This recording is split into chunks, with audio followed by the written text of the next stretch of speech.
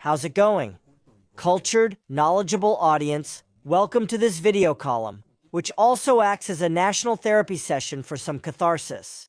You have no idea how happy it makes me every time I read in your comments that what I say are the words you wish you could say. That's what this channel is about, that's why it was created.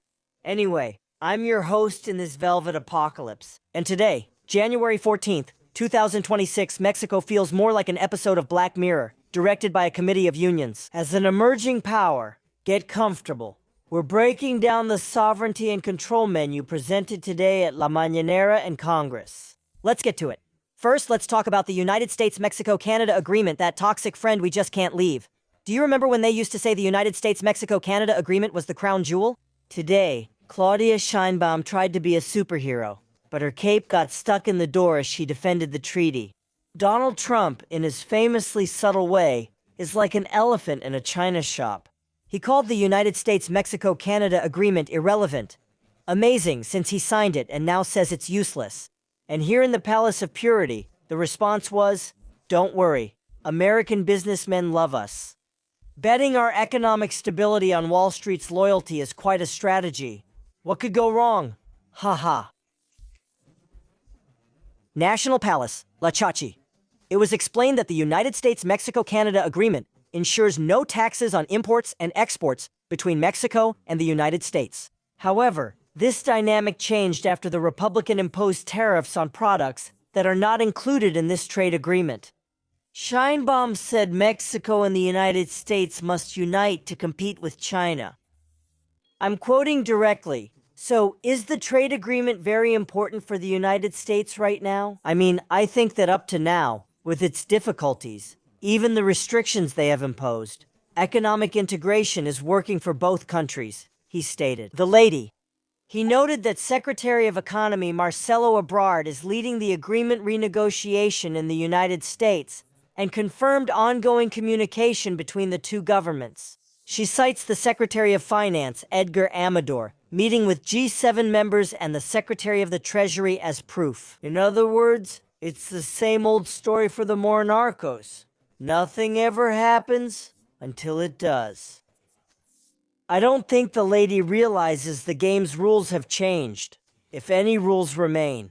The geopolitical reality is different, and as long as Donald Trump remains in power, no international treaty, law, or agreement matters to him. He's simply looking out for his own interests, whether they're political, economic, or about power. And whether you like it or not, whether you agree or not, the reality is that Mexico is subject to whatever Mr. Orange decides.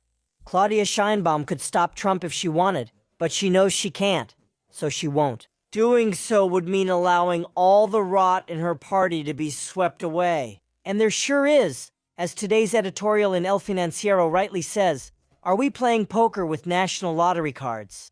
While the government insists that sovereignty is not negotiable, the truth is that we're tied to a post. La Chacha del Bienestar says that foreign policy is about peace and sovereignty, which translated from official language to plain Spanish means, please, American businessmen, don't take your investments away. We assure you everything here is great. Is that delicious irony? We preach independence while we pray that the blonde guy from Mar-a-Lago doesn't wake up with a tweet or a statement from the White House, that he raises our tariffs or imposes a remittance blockade before lunch? The United States-Mexico-Canada agreement is like a marriage where no one gets along, but no one divorces because no one wants to give up the supply chains, the equivalent of the dog. Now let's talk about the electoral reform, which is basically the same thing. The Instituto Nacional Electoral shrank in the washing machine. Let's get to the main course.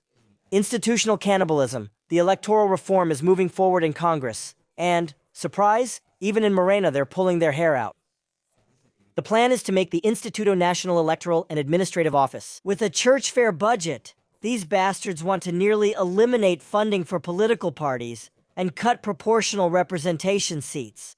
In theory it sounds good, but in reality, doing it would suffocate the opposition parties, which means practically becoming the only party so they don't have any competition. This way, they maintain power for at least the next 30 years.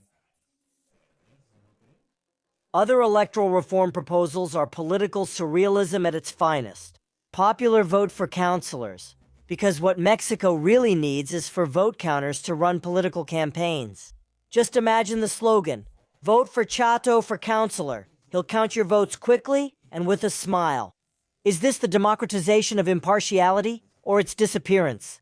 Goodbye to the apples, the blocked state organizations.